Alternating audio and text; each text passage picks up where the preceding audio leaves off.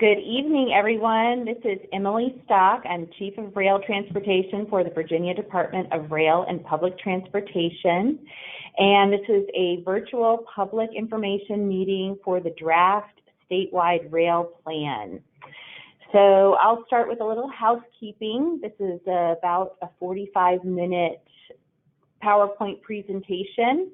And there will be time for questions and answers at the end, and whatever we don't get to tonight, we can answer and post on the Rail Plan website. So I'll go ahead and get started with the PowerPoint.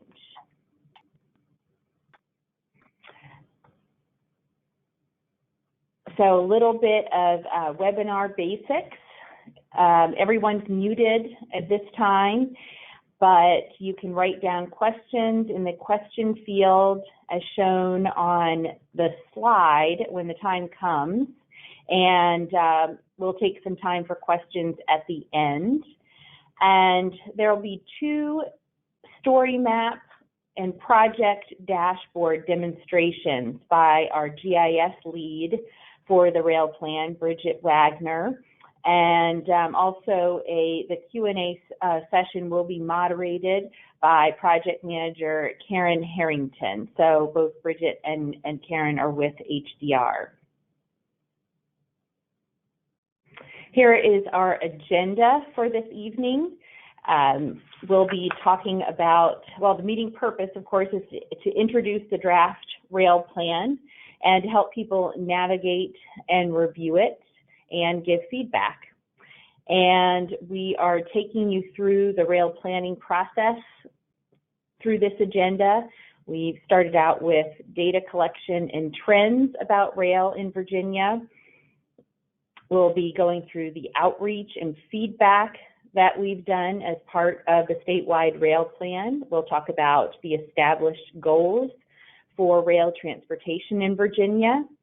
And that all leads to project development and a group of projects, both passenger and freight rail projects in the long term and the short term. And all of those are measured for their expected benefits and how they'll meet the goals for rail transportation. And then at the very end, I'll go through next steps and we'll have our question and answer setting.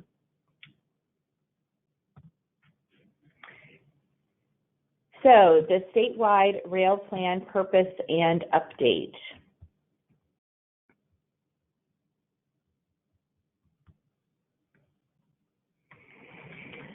So the rail plan aligns with the goals and objectives of VTRANS, and VTRANS is Virginia's statewide multimodal transportation plan that's developed by the Office of Intermodal Planning and Investment. And Virginia's last statewide rail plan was adopted by the Commonwealth Transportation Board in 2018, and the Federal Railroad Administration requires that states update their statewide rail plans every 4 years.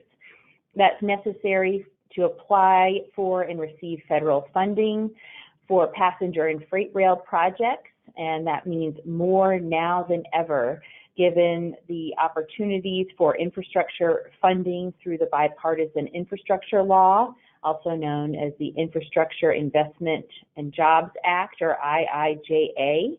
There is $102 billion in rail funding as part of that IIJA program. The rail plan includes a 6-year short-term improvement program and a 20-year long-term horizon, and that matches with our 6-year improvement program for the Department of Rail and Public Transportation. It includes data points and metrics that can be compared from plan to plan. You can look at our previous plans that follow a similar format, and also it helps to compare data from state to state about rail. And of course, the plan requires close coordination with our sister agency, the Virginia Passenger Rail Authority, also known as VPRA. So I'll talk about some of the top highlights since the last statewide rail plan by the numbers. And the theme of this slide here is these are all results of our DRPT grant programs. We have 3 different freight grant programs that we administer at the Department of Rail and Public Transportation. One is the Rail Industrial Access Program, and that is an economic development grant that helps growing businesses build rail spurs. We also have a short line rail preservation program that helps with some of the last mile connections for freight. And our third grant program is called Freight, and that's for larger projects, mostly with the Port of Virginia and Class 1 railroads like CSX and Norfolk Southern. So those programs together in the last 4 years since our last rail plan have resulted in 21 new rail sidings being added and 2.5 thousand rail miles improved, 13 million rail carloads generated, and 44 million trucks diverted from Virginia's highways. So our next slide deals with some of what's happening on the railroads and some of the trends that we're seeing. So the first one is freight tonnage reported. So there's been a decline in freight tonnage reported over the last 4 years, and most of that is due to the fact that there's been a decline in coal shipments, and we see that we've gone from 151 million tons reported in the 2018 statewide rail plan down to 132 million tons reported for the 2022 statewide rail plan. So this is because of coal's weight compared to other commodities and intermodal containers, and that's a trend that's being seen all over the country. The track miles in Virginia, close to 6,000 track miles we've estimated in the state of Virginia, and that is something that we've been able to record from new data points that were made possible by our Geographic Information Systems digitization effort at DRPT. So this track miles number encompasses all the tracks, including double track miles and yard miles. The route miles is what we have reported in the past. That stayed pretty constant, about 3,000 miles of rail in Virginia, and you can compare route miles to track miles. Route miles are more like highway miles, and track miles are more specific. They're more like lane miles if you compare those to the roadway network. And then abandoned rail miles, it's up from 73 miles in 2018 to 97 miles of abandoned rail, and that's a continuing trend as well as railroads streamline their operations. Some more rail highlights in Virginia over the past 4 years. Rail miles owned by Virginia, and this slide deals with investment from the public sector. Virginia has gone from owning no rail miles to now owning about 413 rail miles, and that's as a result of the Transforming Rail in Virginia program that is led by the Virginia Passenger Rail Authority. And I'll touch on Virginia Passenger Rail Authority a little bit here. That is a new agency, and it was created to own and develop passenger rail projects. And if you haven't already, I encourage you to take a look at the Rail Authority website, virginiapassengerrailauthority.org. This new agency works with Amtrak and Virginia Railway Express, which is the commuter rail line railway operator in Northern Virginia, to develop passenger rail and support passenger rail in Virginia. We also have made a lot of progress with federal grant applications. Since the last statewide rail plan, we've applied for 21 federal grants, and DRPT and VPRA have been awarded over $176 million in federal grant money. We have gotten 7 awards, and there are 6 applications that are pending right now. We also have planned investment that is definitely has grown over the last 4 years. In our last statewide rail plan, we had almost $4 billion in planned capital investment, and in the current rail plan, we have $5.8 billion, and I'll be getting into what that represents in a couple minutes. So next, I'm going to turn things over to Bridget Wagner, who is our GIS lead, our Geographic Information Systems lead for the statewide rail plan. And she's going to do 2 quick demonstrations on the rail plan's interactive story map, which is a new way to display rail data updates. So I'll turn things over to you, Bridget. Perfect. Thank you, Emily. Make sure I have the right screen here.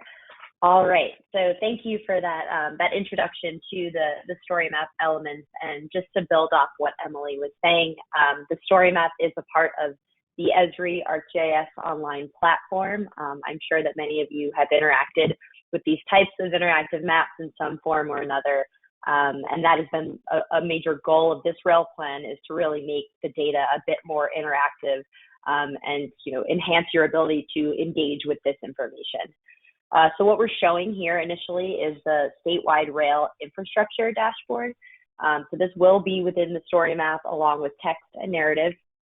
And to begin, operating within this dashboard, you can see the map in the center here. This is showing that overall GIS database that has been developed by DRPT over the years. It is symbolizing the rail data by type, which you can see here on the left-hand side in this donut chart. The major benefit of this dashboard is the ability for the dynamic interaction. So for example, if you were to click on a certain type in the donut chart, such as mainline, it will automatically filter out that information in the map. The same would occur if you were to click around in here. You'll also receive some additional information for each of the rail segments. Much of this information was pulled from FRA, from BGen, and then from DRPT's own intimate knowledge of the statewide rail system. We also have this track mileage that is shown in the left-hand side. And as pan around the map, again, there's that interaction where the track mileage will change based on your map extent. We also have the table in the bottom here. Again, another point of access for data, where you can click on a segment and it will filter within the map. It should do that. And then up here, you also have these filters. So again, another way to access and review the data, you can filter by rail type, which is what you saw listed in the donut chart, as well as owner, operator, locality, district, and even state-supported route. An additional benefit with this dashboard as well is this ability to also change your base map. Traditionally in static images, you probably can't get too granular. So a huge benefit here, again, is being able to just zoom in and look exactly where you want to see. So again, you're able to really get into that detailed information, any corridor of interest, and really explore the data at your own pace and scale. The second dashboard that we have in here as well is the statewide rail crossings. This is a lot of information, so it really did need to be broken out into its own dashboard. All of this information also is sourced from FRA, and the difference here is that the FRA website does maintain this data in a massive database, but within DRPT's dashboard here, the users are able to really explore the data and query it in a much more specific and granular way. So FRA's their website was really allowing you to just view it. But here you can see some similar interactions to what I showed on the statewide rail, where you can click and you can start filtering that map, which is also filtering the table, and start to see a little bit more of that information and how you want to see it. So this first chart here is showing by type. We also have the breakdowns by position and even by land use. So again, this chart is interacting with the map and vice versa. You can also, again, zoom in and get that granularity that I mentioned in the previous dashboard, where you could click on an explicit crossing. You can see the crossing information, the signal system, trackage rights, and any type of clearance or additional attribute information that's available from the FRA database. Again, up here, we also have these filters. So we have by type, position as well, land use, and then even owner or county. So again, just trying to provide several access points to review the data and allow everyone to be able to review this information however they'd like to. So that's the quick overview, and I'll turn it back to Emily.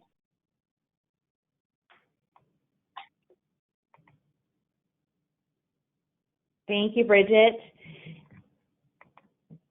And hopefully you all can see my screen again. I'll be turning things back over to Bridget in a couple of minutes to show us our project dashboards. But right now I'll talk about some national rail trends. There are three really big ones that, that jump out. One is the supply chain crisis that really came to a head last winter in December and January. It was brought about by labor shortages and other factors.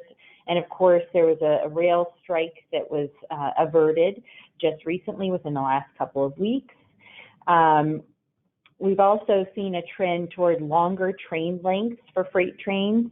Much of that as a result of coal shipments decreasing and the intermodal and manifest freight trains being combined into one train. And this is also caused by precision railroading, and that's something that's been employed by freight railroads to streamline their operations all over the country and in Virginia. And of course, the COVID-19 pandemic kept people at home and not riding the train over the past couple of years. Some services were cut during that time of uncertainty as well. So a lot has happened in the past few years in the rail industry. And Virginia's rail industry has responded, both private sector and public sector. Virginia's really risen to the occasion. Our passenger and freight trends are reported together here. I'm going to talk about them together because of the interconnectedness of the whole network. We have seen positive headlines regarding freight rail improvements, positioning the Port of Virginia in a good place to be able to pick up the slack from West Coast ports throughout the supply chain crisis. So there's an opportunity for an even more for that to be a permanent solution going forward. And Norfolk Southern recently inked a deal with Hapag-Lloyd to take more goods by rail to the Midwest. And it really helps that our port in Virginia carries about 35% of its goods in and out of the port by rail, and it really leads the pack in terms of percentage of mode share for rail on the East Coast. So that's helped our port get through some of these very congested times and really be able to pick up the slack from other ports. So another trend that we've seen in Virginia, when COVID-19 hit, our ridership did drop and services were cut, but about 90% of pre-pandemic ridership is back as of April of this year.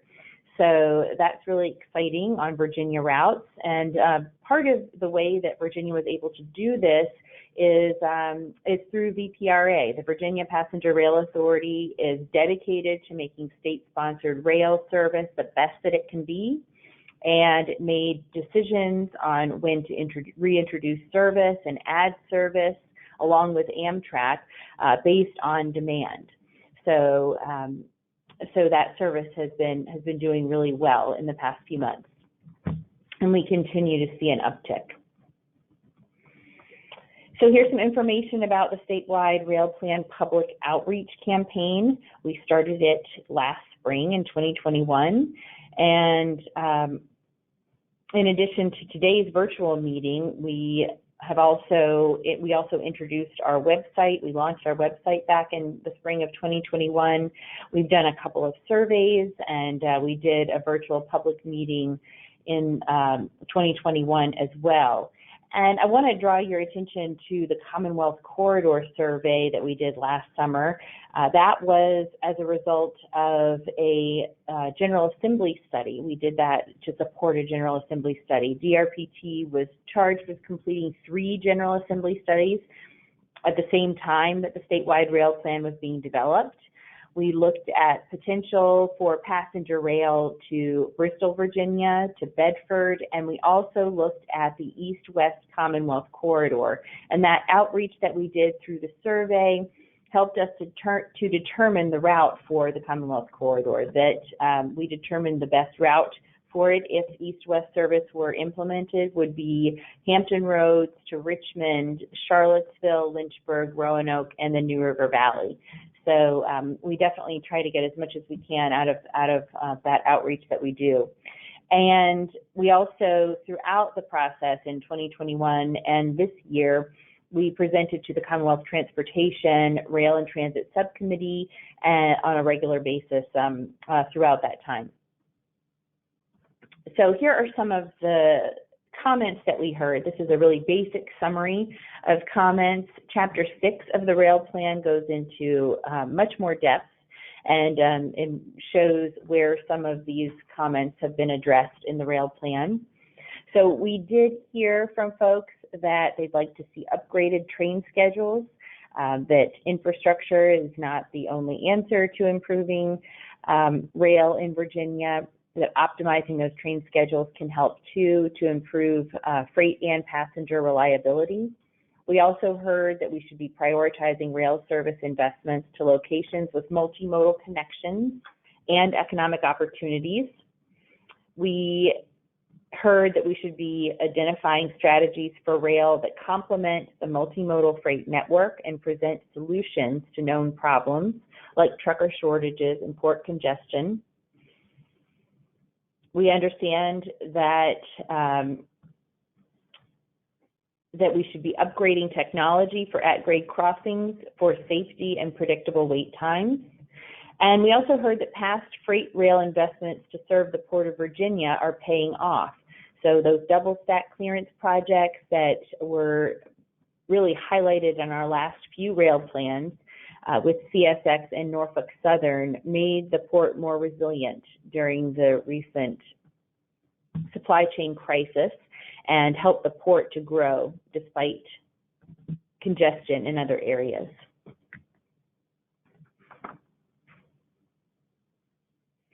So we've covered data, we've covered trends, we've covered input, and the next factor that I'm going to cover is our transportation planning goals. We develop our passenger and freight projects based on that data, the trends, the input, and also our overarching transportation planning goals. And those goals are defined by VTrans, which is Virginia's multimodal transportation plan. And they're listed here on the screen. Economic competitiveness and prosperity is one, accessible and connected places, safety for all users, proactive system management, and healthy communities and sustainable transportation communities. So these all inform our policy framework and the recommended projects. And these goals are also used to measure the benefits of rail projects. And you'll see that in Chapter 5 of the rail plan, that each one of the projects that we list, both the short-term and the long-term, are measured against these goals.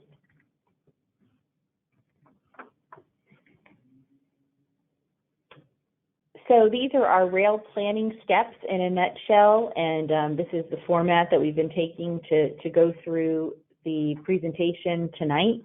Data trends, feedback, VTrans and agency goals all come together to help us with recommending projects to improve the rail system in Virginia.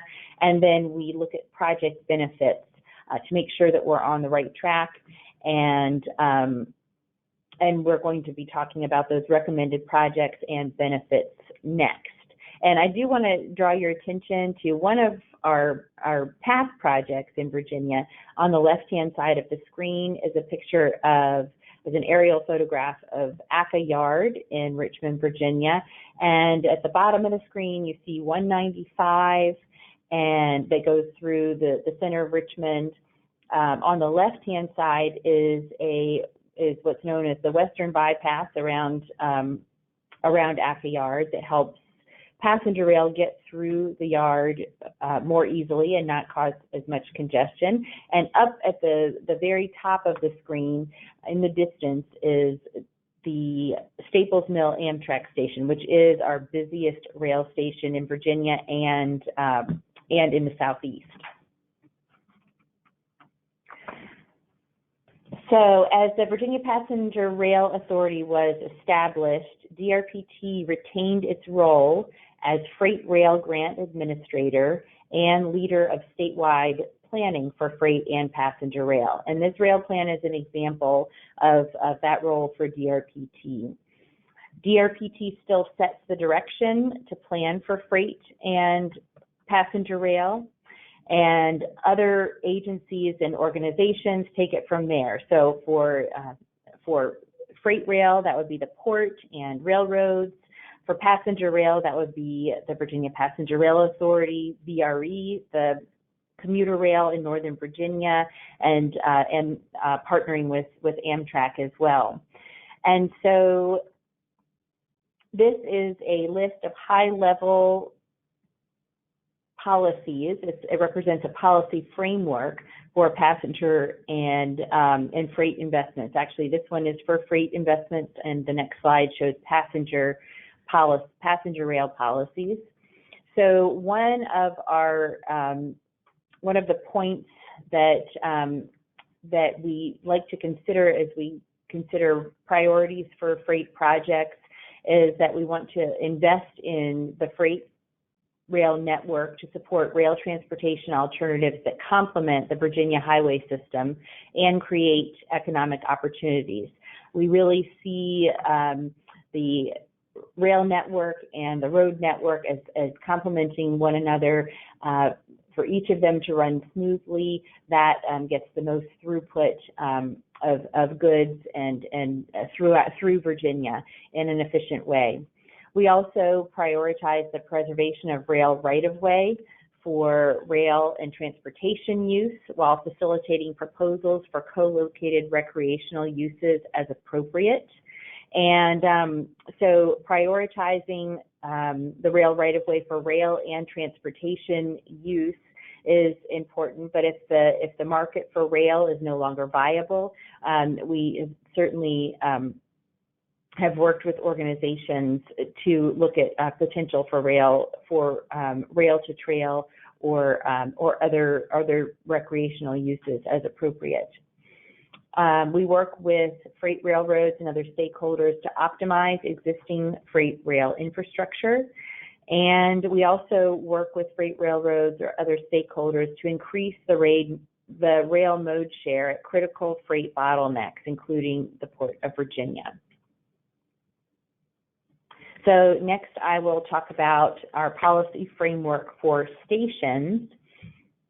Again, this is at a very high level, and DRPT is setting this policy framework. We developed this in collaboration with the Virginia Passenger Rail Authority, our partners, and will really be taking this and running with it as they implement projects throughout Virginia.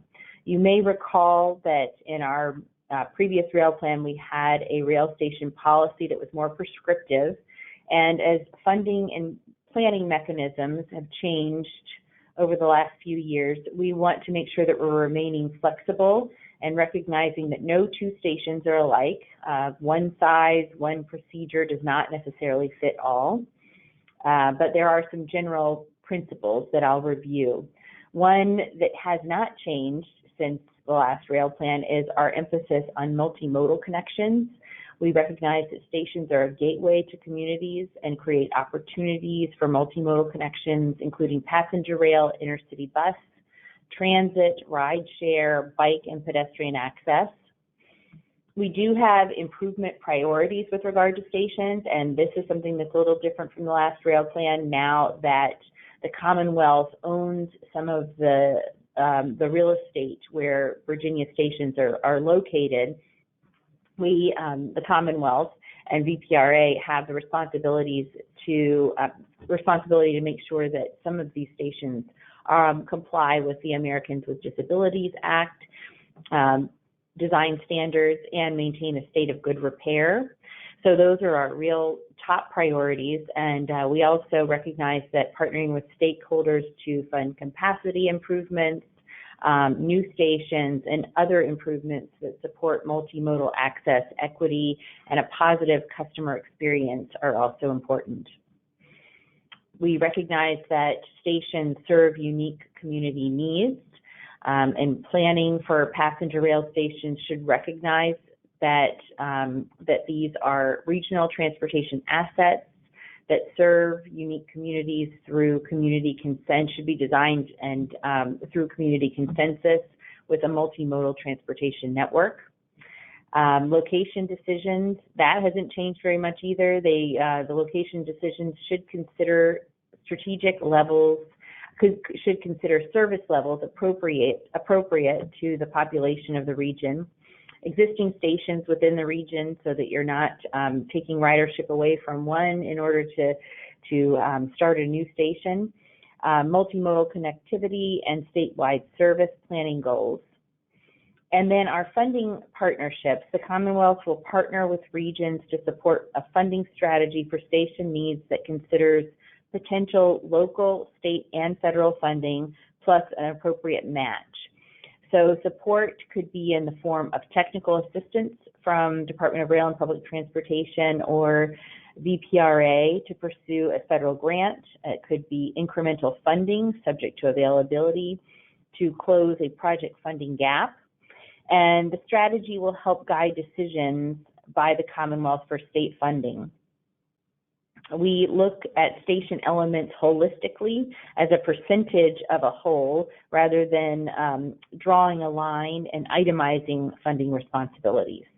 So that's a change for us in terms of funding partnerships for stations as we look at policy framework.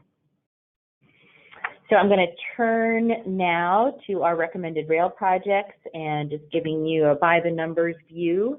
We talked about trends, feedback, goals, and a policy framework, and those are all elements that help us develop a program of passenger and freight investments in the short and the long term.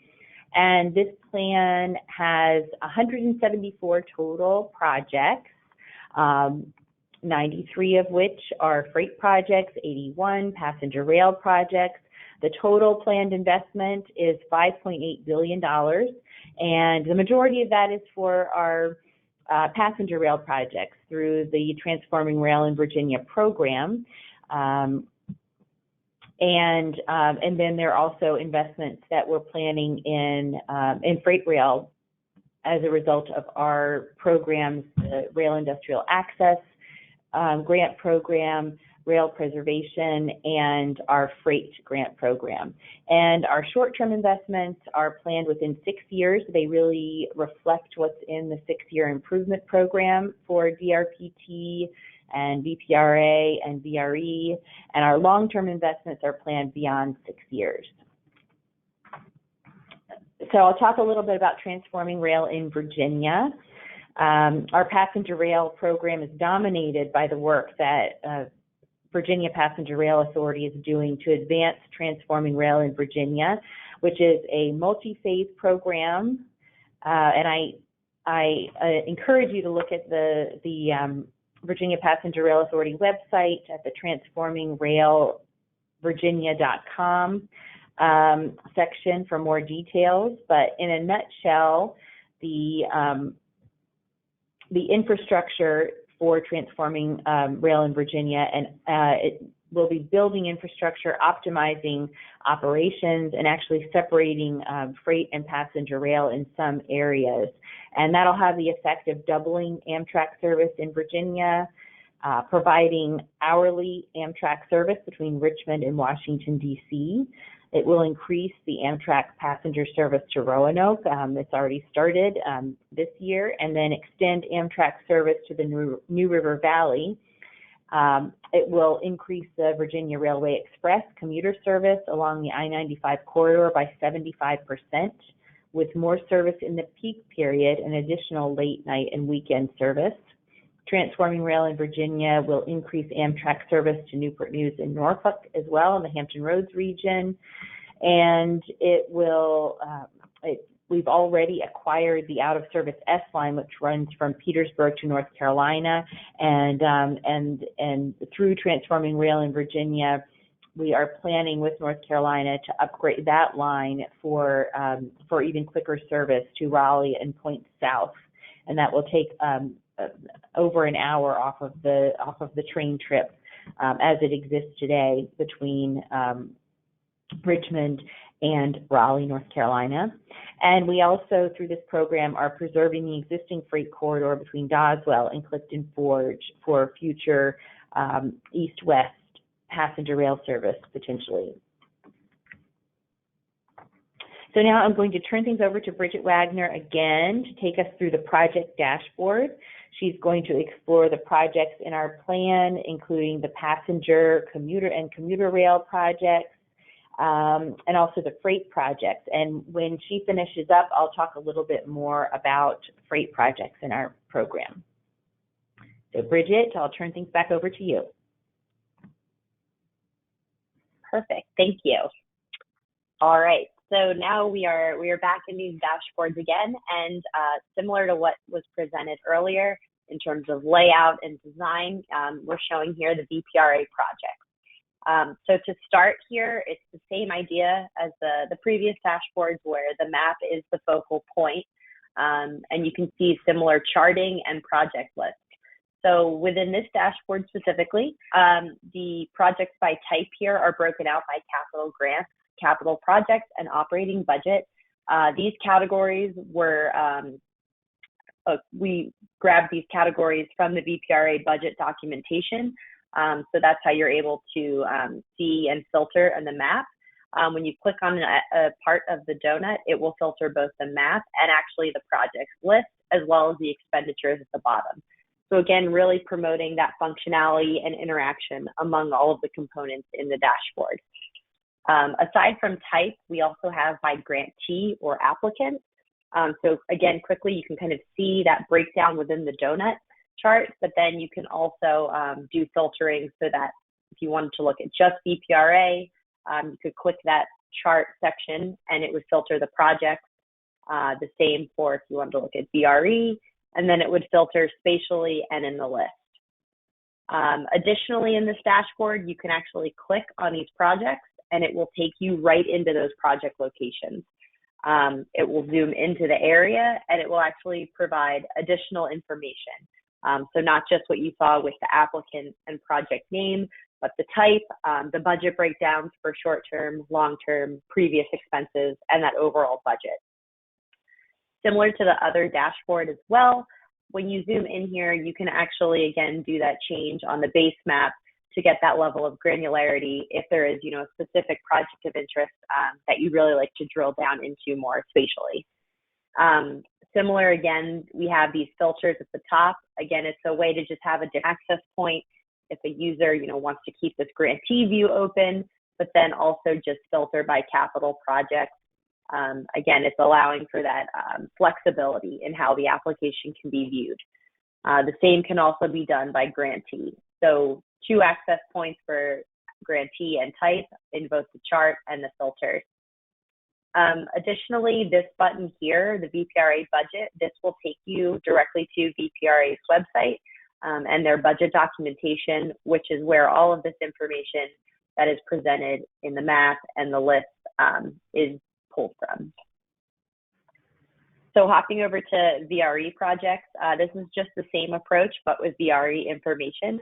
So the same idea with the map, the project list, and the donut chart.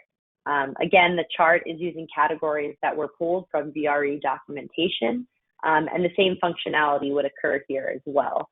So if you were to click on just expansion, it will filter the projects list, and the same would go for asset management and so on.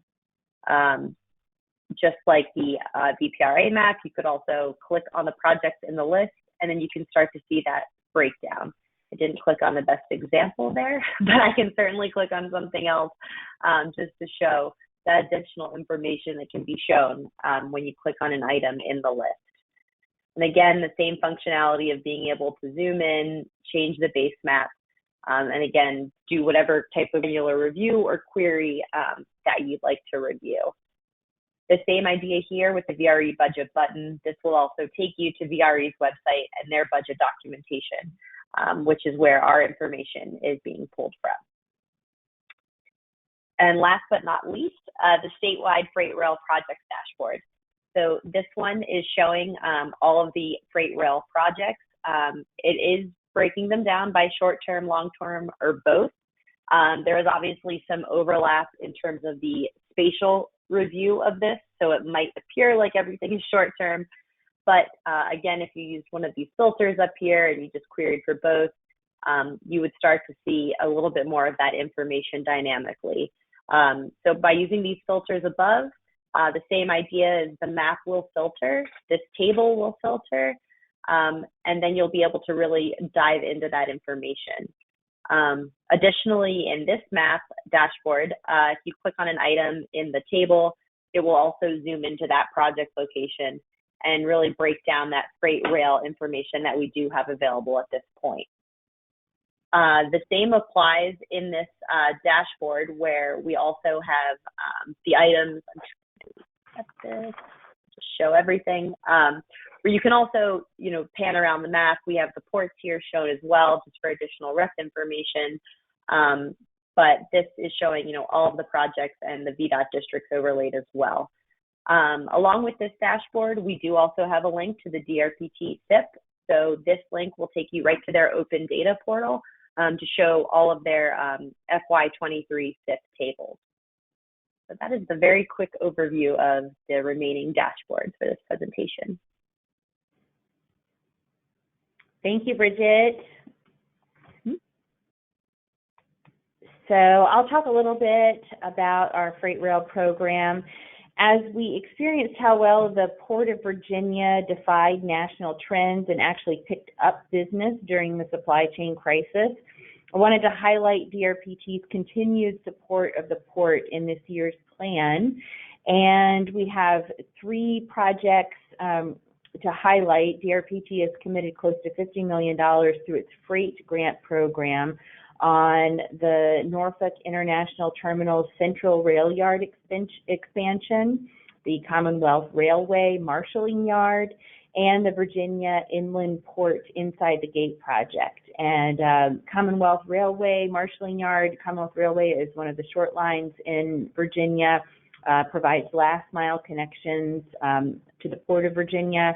The Virginia Inland Port is in Front Royal, Virginia, in the northwest of the state, and about 200 miles away from the port in Hampton Roads.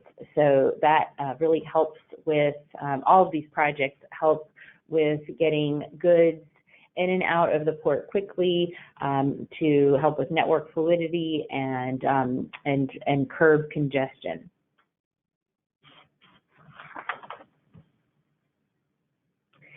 So I want to highlight freight projects and some of the future of freight projects. We've been transforming rail in Virginia through VPRA's programs for passenger rail, and at DRPT we definitely have a focus on freight as well.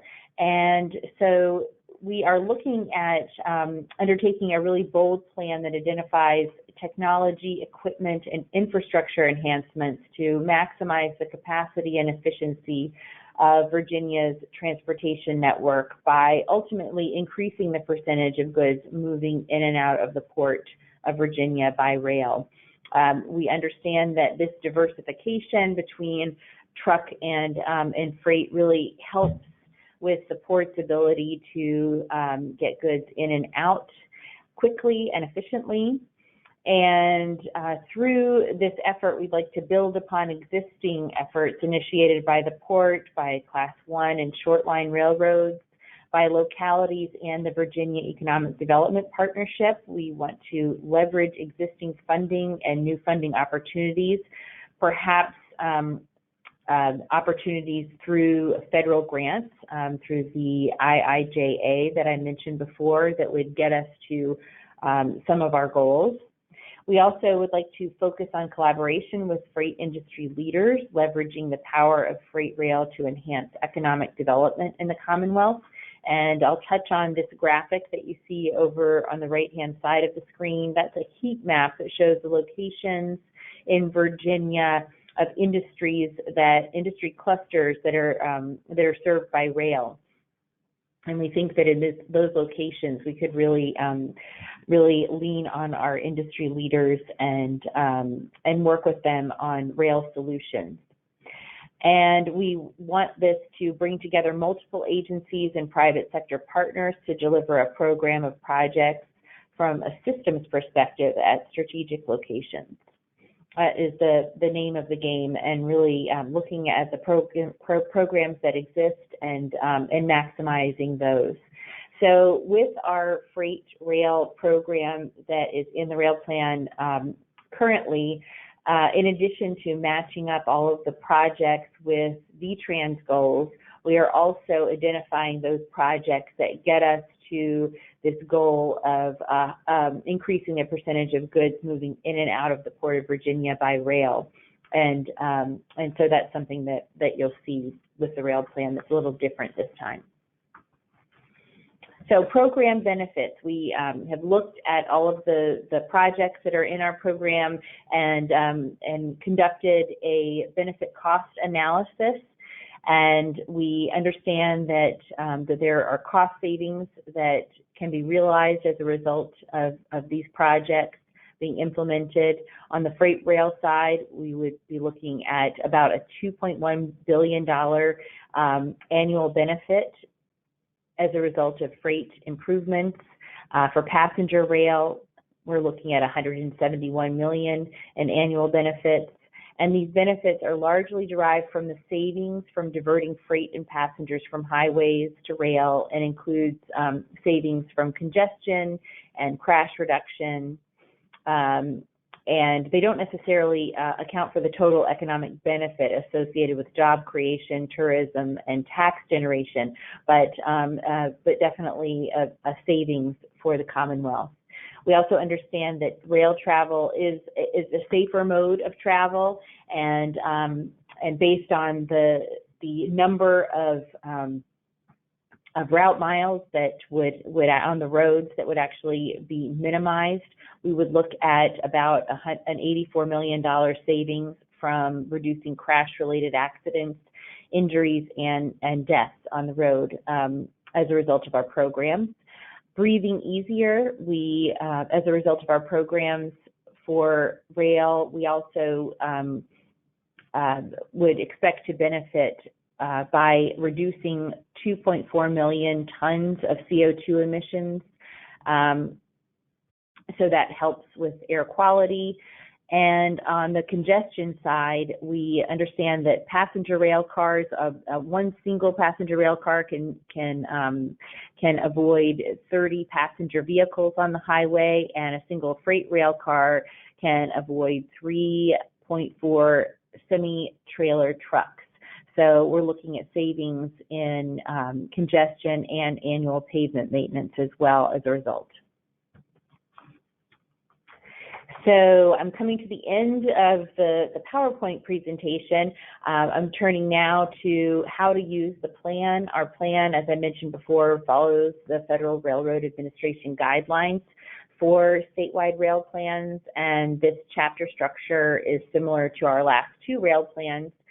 Chapter 1 explains the role of rail in statewide transportation. Chapter 2 outlines Virginia's existing rail system. Chapters 3 and 4 include the freight rail and passenger rail improvements. In Chapter 5, you'll see the benefit cost analysis for our rail program. And then Chapter 6 outlines the public involvement and coordination and the comments that we've heard through this process.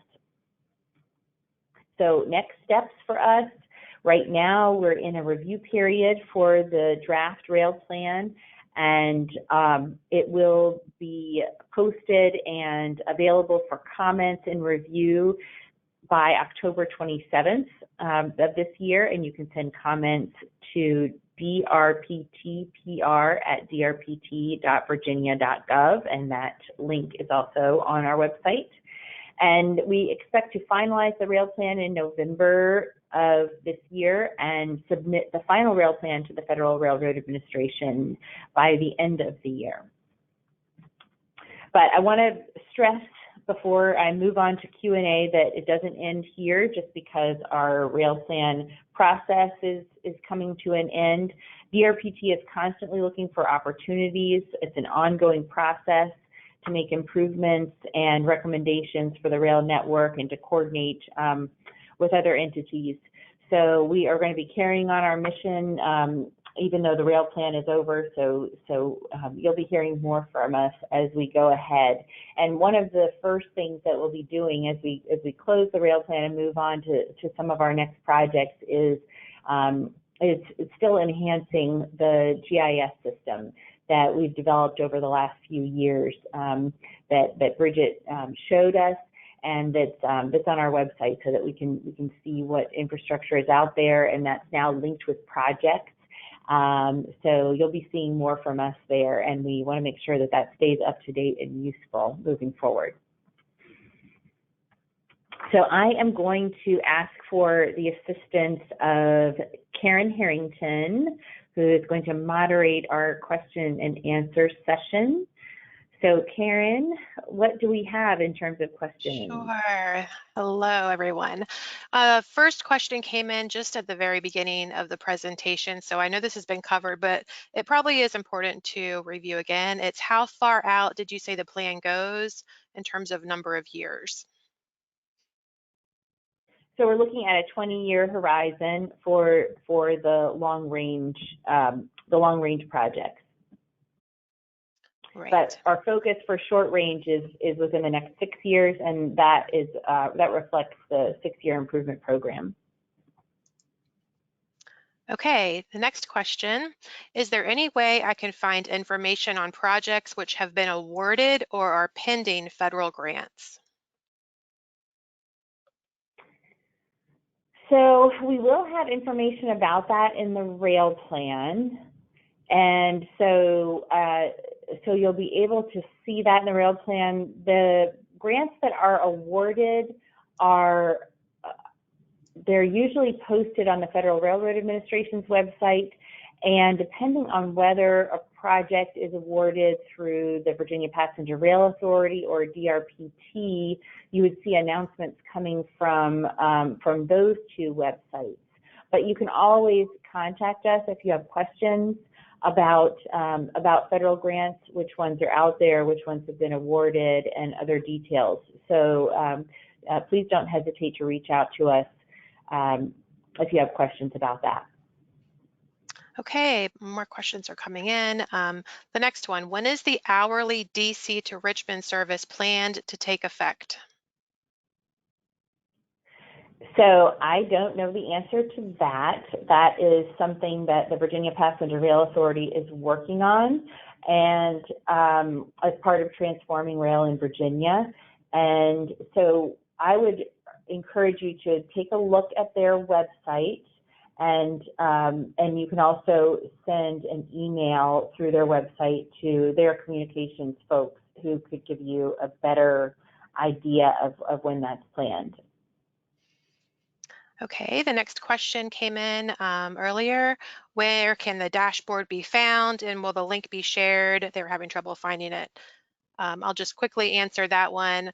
We will be linking everything for the online story map of the State Rail Plan. That includes all of the links to the dashboards on DRPT's website under the State Rail Plan page there. That'll all go live tomorrow for review. Okay, the next question. When do you expect the Commonwealth Corridor to enter the scope of the rail plan? So we've included information about the Commonwealth Corridor in the rail plan, and we see that as a long-term vision project. And it's not something that's funded right now, though, so it's hard to say exactly what the timing for something like that would be. Our priorities for the next 6 years are really devoted to that Transforming Rail in Virginia program of projects.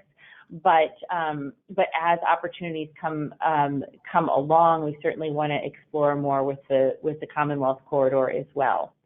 So the answer is that it's undetermined at this point, but we're definitely moving in the right direction. Okay, the next question, 2 parts, asking for clarification.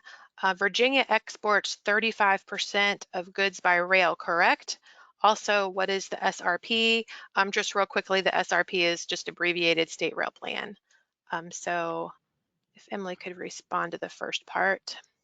Right. So the 35%. So the Port of Virginia had 35% of the goods that come in and out of the Port of Virginia are moved by rail. And so, and that is that target, that number moves around a little bit, hovers around 35%. And I know that there is a goal that the Port of Virginia has a goal to increase that, and that's part of why we invest and the port invests in rail services coming and going from the port in order to relieve congestion and to pick up even more business through the supply chain crisis and future events like it. Okay, the next question. The I-81 corridor, specifically Harrisonburg, has significant freight rail but not passenger rail. When will passenger rail come to Harrisonburg? If not soon, why? Currently, Amtrak service from Stanton to Richmond or further east has the Charlottesville to Richmond leg as bus service. Are there plans to make rail service continuous east-west, including this leg? So right now we don't have plans to include Harrisonburg in that passenger rail network. I'm glad that you mentioned bus service. DRPT and VPRA really look at the rail pairs, city pairs that have the most chance for success. And we look at population, we look at where the infrastructure exists already, and we want to make sure that there are intercity connections, that folks don't have to be dependent on their cars for passenger travel throughout Virginia. So in those pockets where we don't have access to passenger rail and passenger rail is not planned, we want to make sure that there is intercity transit access as well. So that area is served by the Virginia Breeze service. That's the intercity bus service that goes along the I-81 corridor up to DC and has been expanding to other areas of Virginia as well. So we really see the rail system as part of an overall multimodal network, both for passenger and freight rail. Okay, next question. Does the plan include passenger rail to Bristol? So the plan does touch on the passenger rail study to Bristol that we did for the General Assembly, that the Department of Rail and Public Transportation completed for the General Assembly. And it includes Bristol as a long-range potential service increase in the future. But we do not have funding set aside for those improvements now. But we are continuing to work with the state of Tennessee and the community in Bristol, the Chamber of Commerce, to explore possibilities with FRA's corridor identification and development program. Okay, next, does the plan or other available resource offer an assessment of rail bridges and station conditions, safety assessment, maintenance and inspection schedule replacements, concerned about aging infrastructure with clear concrete spalling and rusted rebar exposed? So many of the improvements that we are investing in address the issues that you listed. With regard to stations, the Virginia Passenger Rail Authority does have station safety and ADA accessibility as a top priority for funding. And with regard to bridges, we are looking at road and rail crossings throughout Virginia, and many of the bridges in Virginia are also being addressed through the Transforming Rail in Virginia program. So it's something that we're looking at. If you look through the project lists that are part of the rail plan, you can actually see where the bridges are located and where those investments are being planned. But if you have specific questions about particular bridges, particular rail bridges, or particular stations in Virginia, you're welcome to reach out to us with questions. All right, the next question, will you make today's slides available after the call? Quickly, I'll answer that. Yes, everything will be available. The slides will actually even include links to the online story map. Everything will be going live tomorrow. So that will be accessed through DRPT's website on their State Rail Plan project page. Next question, where can the public suggest future rail projects? So you can suggest them by sending comments to drptpr@drpt.virginia.gov. That's one way to do it. And the Virginia Passenger Rail Authority is another, you can go onto their website and make suggestions there as well. And we also have 6-year improvement program hearings in the spring that we do with VDOT and with other agencies in the Transportation Secretariat. So there are definitely opportunities to make suggestions throughout the year. Okay, the next question was, where is the draft rail plan and GIS mapping located? Again, that will all be accessible through DRPT's website tomorrow. Emily, did you have anything you wanted to add there? No, that's great. Thank you so much. Okay. The next question was, how much of the investments in freight rail improvements also impact passenger rail? So that is an excellent question. I'm so glad you asked. Since our passenger rail and freight rail services are on the same tracks in Virginia, on shared tracks, they really do help with both passenger and freight. So passenger rail improvements really do help with the freight rail network and vice versa. So a rising tide lifts all boats, all trains in this case. And we are moving towards some separation of passenger and freight, especially in the corridor between Washington and Richmond. That's part of what Transforming Rail in Virginia will achieve, and that'll really help with the current freight and passenger conflicts that happen there, and help with passenger trains that get caught behind freight trains, and that slows down reliability in that corridor. But the infrastructure is still going to be interoperable, so that we have some resiliency in the network. So even with that separation, we still think that improvements to passenger rail improvements, or improvements that are called passenger rail improvements, will also help with freight. Okay, the next question, is there any plan to implement or establish commuter rail service from Richmond to Baltimore?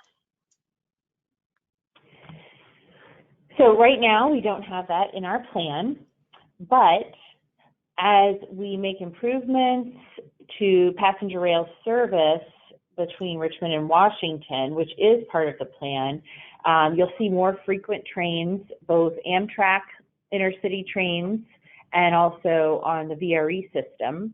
And you'll be able to link up with MARC trains that take commuters to Baltimore. Also, Amtrak, of course, goes to Baltimore.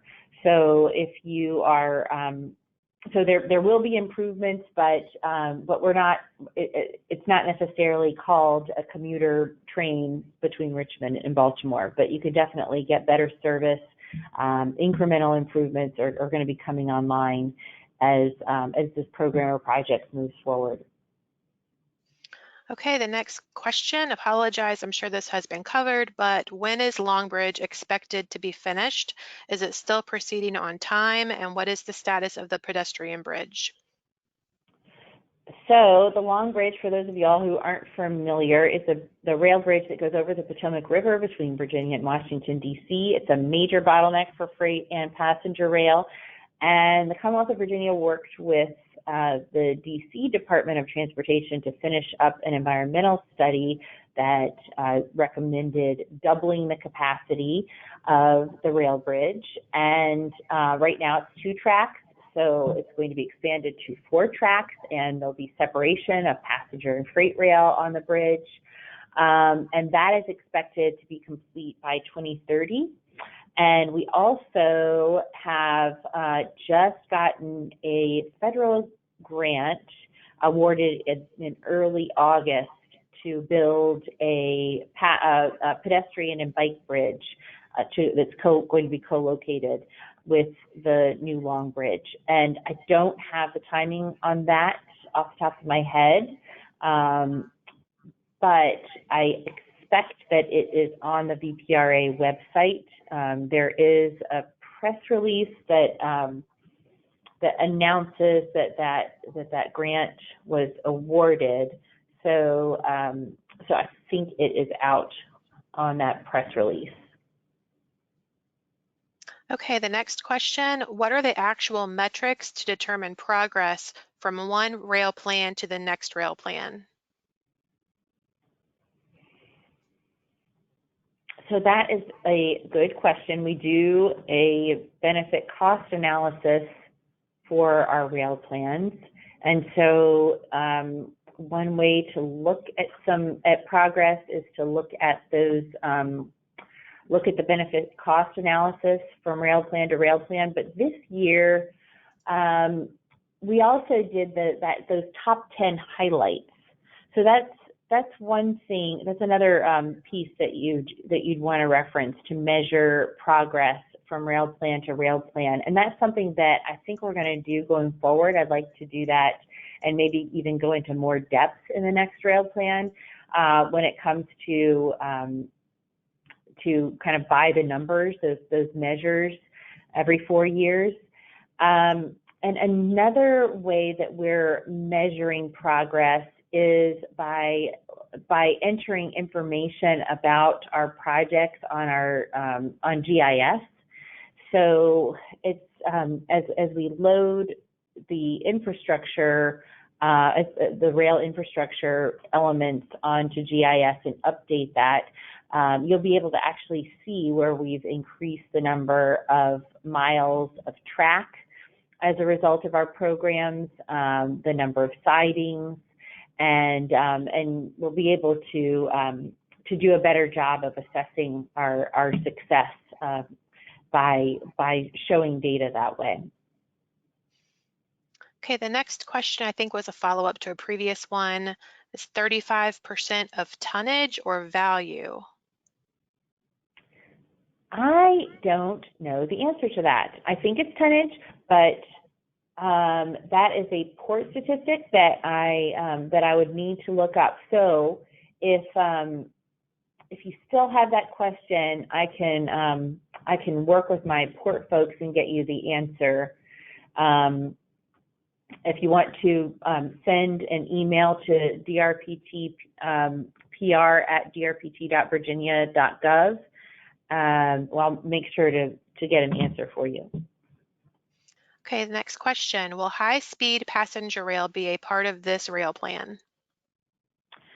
So that is a good question. So high-speed passenger rail is high-speed rail is a program that came out of FRA, and we actually did the Southeast High-Speed Rail study, environmental study for the area between Washington and Charlotte.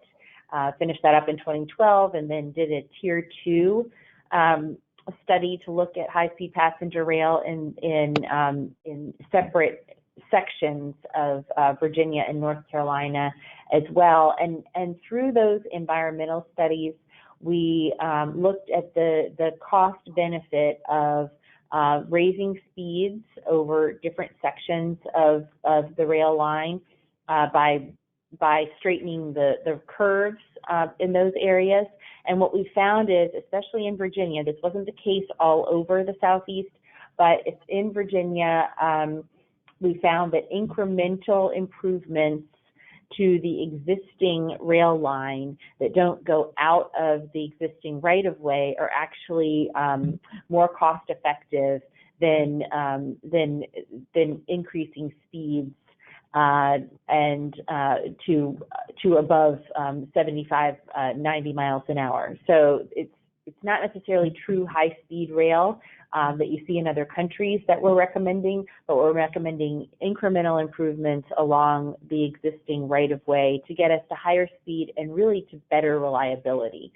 And that's part of why Virginia is looking at and planning for and investing in separating freight and passenger corridors between Richmond and Washington in that most congested area where VRE also runs. So hopefully that answers the question. There will be more service, it'll be more reliable, and it will end up being faster because of that, but not necessarily true high-speed rail. Okay, the next question. There was not discussion in this presentation about Virginia's role in the expansion of the Northeast Corridor into the South, connecting the entire East Coast. What is the plan for true North-South corridor passenger service? So I'm glad you asked that question. Virginia is part of the Southeast Rail Corridor Commission, which is made up of states from DC down to Florida. And there is a regional rail plan that is featured on the Southeast Rail Commission's website. And I'm going to, hold on one second. One moment. I can give you.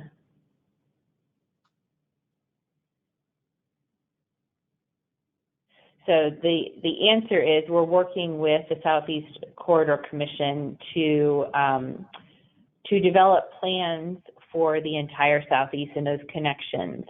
And the website where you can see our regional rail plan that was developed in partnership with these other states and with FRA, it's southeastcorridor-commission.org. And you can see the latest and greatest there. But especially in that, as we make improvements in Virginia, it really helps with those connections to the South as well. We're being a border state. It's important to make those investments, and the investment in the Long Bridge is one of the keys to doing that, because that's a huge bottleneck for freight and passenger, and so the whole network will benefit when that bottleneck is cleared up. Since you just mentioned that, I'm actually going to skip to this question real quick. Any chance we can expedite the Long Bridge construction? That is a question for the Virginia Passenger Rail Authority, who's taken that project on. And so if you, I can't answer the question here, but you're welcome to reach out to them and pose that question. I know that there are a lot of steps that in the process. Right now they've gotten that project cleared through the National Environmental Policy Act with FRA. and they're doing some design work, and those things take time. So they still need to proceed through final design and construction. Of course, it's important to also remember that we have to make sure that rail bridge keeps on operating. We can't close it while we're constructing the bridge. So there's a maintenance of traffic situation as well that's being managed that contributes to the time. But some of those factors can, I'm sure, be explained by folks at Virginia Passenger Rail Authority if you'd like to reach out. Okay, going to the question right before that. How would these impacts be affected by the Maryland Transportation and Rail Authority Act in terms of interstate transit? I don't know the answer to that. But you are welcome to reach out to us again on that DRPT pr@drpt.virginia.gov email, and I can put you in touch with somebody to get an answer to that. Okay, the next question, how can we get in touch to speak to someone about the closing of our crossing to our house? How do we get to our house after it is closed? So you are welcome to reach out to me, and you can do it through that DRPT pr@drpt.virginia.gov email address. But you can also call our office, and our main office at DRPT, and let me know where that crossing is, and I can get you the latest information about it. And there's also, well, I was going to say you can also look at our GIS system to see exactly where your crossing is, and if any projects are planned in that area. But I'm happy to answer questions, or someone else from the rail team can talk to you about it. Okay, the next question on the rail and Harrisonburg question brought up. Why is bus service being considered as a solution to passenger needs along the I-81? What consideration has been given to the rail line between Harrisonburg, Virginia, and other routes that connect to larger cities? Would passenger rail be considered for the 7+ major universities on the I-81 corridor whose growing student bodies need long distance, out-of-state rail connections? Does the DRPT believe that buses are enough for the growing Shenandoah Valley? So we are looking at passenger rail service in the I-81 corridor, and there is service that connects Charlottesville, Lynchburg, and Roanoke at this time. And we see continued growth in that area along that line. And we have a commitment to also expand passenger rail down to the New River Valley. And we're calling that the Western Rail Corridor. And so that is one of VPRA's initiatives as part of transforming rail in Virginia, is to get those improvements to that corridor to serve many of the universities there. Harrisonburg is not part of that line. I went to JMU. I would like to see rail service to Harrisonburg. So because we don't have passenger rail in Harrisonburg right now, we are looking at bus service to help fill that gap. Okay, the next question. Why is there not a station from Petersburg to the North Carolina line on the Southeastern High-Speed Rail Corridor? This project is nothing for Southside Virginia, but burden an economic challenged region with no benefits. So the corridor between Petersburg and the North Carolina line, I mentioned the S line. That is a former CSX freight line. The right-of-way for that is still intact, but the tracks were removed in the early 80s. And Virginia and North Carolina are partnering to reestablish that rail right-of-way for passenger rail and it would significantly reduce the travel time between Richmond and Raleigh, North Carolina. Now, the Southeast high-speed rail environmental study between Richmond and Raleigh did a preliminary design for rail in that area and recommended a couple of stations in between Raleigh and Petersburg, one at La Crosse. And so that is something that was considered. A few other locations were considered, but the location for a station at La Crosse was one that was recommended through that process. And as Virginia Passenger Rail Authority continues to work on reestablishing rail in that corridor with North Carolina, they'll be looking at opportunities for stations in Southside, for a station in Southside. Okay, and in relation, since you're talking R2R, the question is, what is the timeline for the S line? I don't know that off the top of my head. There may be more information on the Virginia Passenger Rail Authority's website, but please feel free to reach out. I can follow up with you later. I don't know the answer at this point.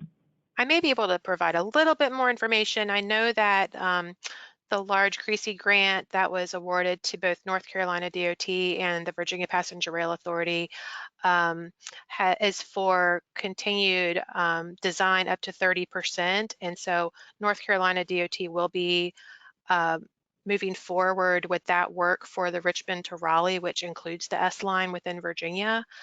So there also may be a lot of information on the Richmond to Raleigh website under NCDOT. Thanks, Karen. Sure. Okay, and the final question that I have so far, has bus ridership been as successful as passenger rail? So I know that the intercity bus service that we have through the Virginia Breeze has been very successful. I don't have the numbers in front of me, but I know that they've added routes, added frequencies and added routes over the past few years that it's been in existence. And you are welcome to reach out to our office to get comparison numbers with that. So I don't know off the top of my head how those two compare, but I do know it's very well used, it's very popular, and the ridership has been greater than expected.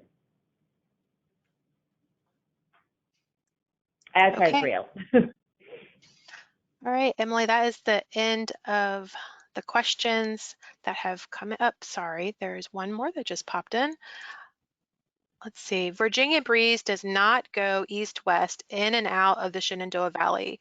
When will service go east-west? So I don't know the answer to that. I know that there was a study done on expanding the network for Virginia Breeze, and some recommendations were made through our transit division at DRPT. So please, again, reach out to us, and if you have that specific question, we can give you more information about that possibility. Okay. Seeing no more questions come in, a couple thank yous. Appreciate the 50 or so attendees that lasted an additional 23 minutes past our scheduled time. And Emily, I'll let you close it out. Okay, thank you all so much. Yes, please do not hesitate to reach out with further questions and for those things that I couldn't answer while I was on the line. But please look out for the draft tomorrow and the presentation tomorrow, and